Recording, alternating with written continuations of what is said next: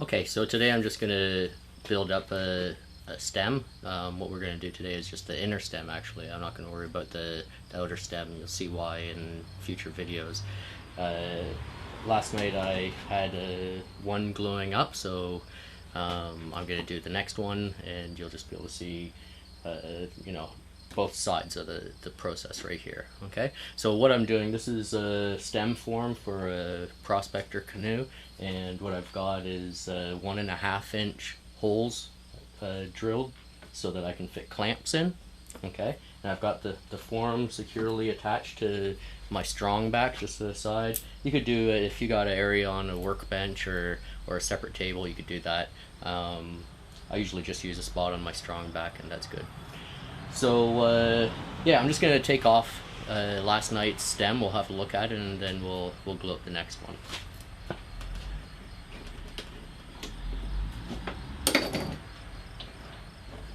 Okay, while I'm doing this, I should point out that when we glue it up, we actually use a lot more clamps than I have on right now. I've already taken off quite a few of them just to speed up the video. Okay, so here's our shape. Anyway, here's our stem, okay, that I glued up last night. Alright, and that's going to be obviously when we build our boat, in this case the prospector canoe. The inner stem is going to sit actually exactly where it is, and we're going to build our strips out onto that.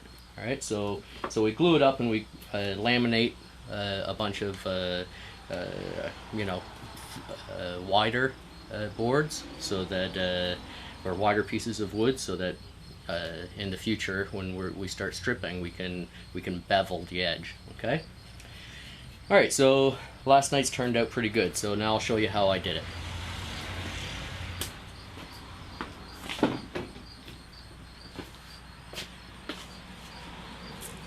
Okay, so what I've got here is for this boat I'm actually using poplar. Poplar's a pretty good straight grained wood. I happen to have quite a bit on hand, so I'm gonna give it a try on this boat, and I think it'll work out well. What I've done is I've cut the poplar. It's cut from just the rough sawn, so the edge is still unplaned.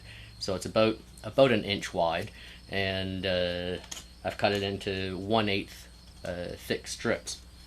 The length of my piece is about 4 feet for this stem. Okay, and that might vary depending on the boat you're building, but for this one I measured it, and 4 feet gives me extra space, and that's what you want.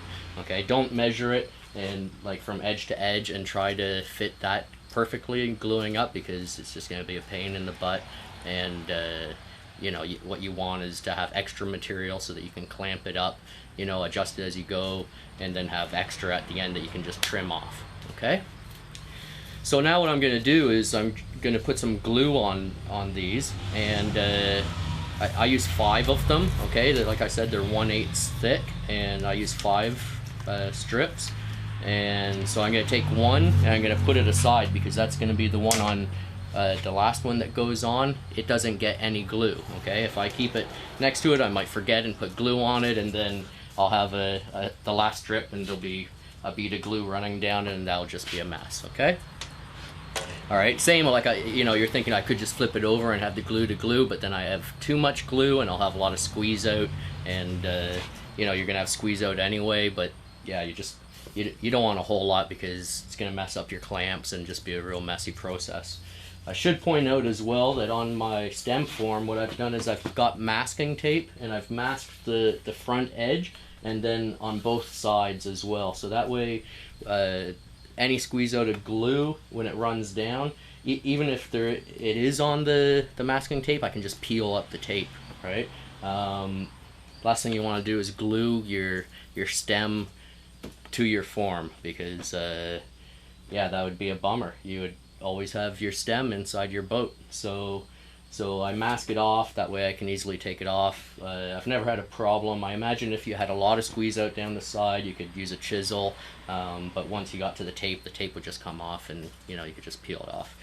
So a lot of books and videos and everything described using epoxy, thickened epoxy to do this, and I used to do that. And then last year or the year before, I tried using Gorilla Glue for a boat, and I found it worked great. It bonds really strong. It's machinable, and once you end up putting epoxy over top of your stem and fiberglass anyway. So yeah, it's completely sealed and strong. So that's what I use now, and I've never had any problem with it so far.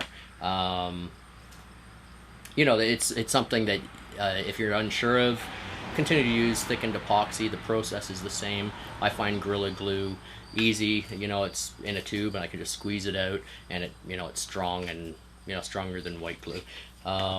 For that matter, white glue would probably work as well, but I think that we want it, for this purpose, we want something that has really good strong bond.